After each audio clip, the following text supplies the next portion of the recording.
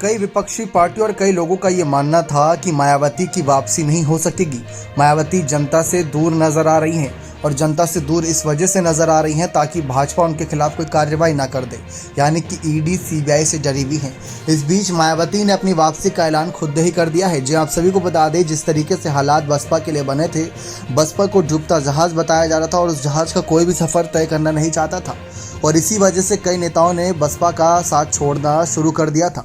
लेकिन इन सब के बीच मायावती ने मध्य प्रदेश और विधानसभा चुनाव को ध्यान में रखते हुए 8 रैलियां करने का फैसला किया है। जी हां, देखा जाए तो बड़े लंबे समय के बाद मायावती की वापसी जनता के बीच हो रही है।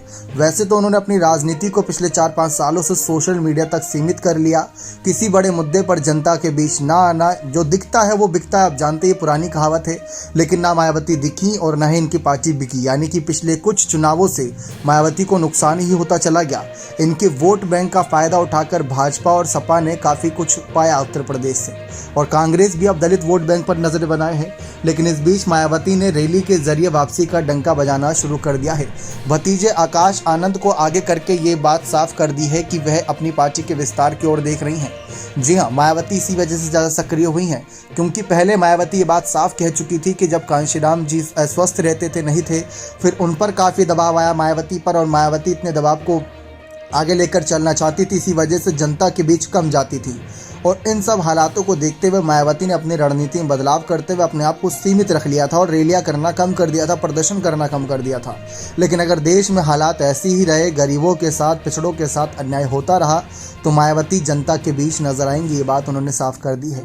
अब मायावती के जमीनी स्तर पर उतरने से कहा यह जा रहा है कि हो सकता है भाजपा को फायदा हो जाए और कांग्रेस को नुकसान हो जाए, जबकि हकीकत यह है कि अगर नौबत आई सरकार बनवाने की तो बसपा कांग्रेस को समर्थन पहले भी कर चुकी है और इस बार भी कर सकती है।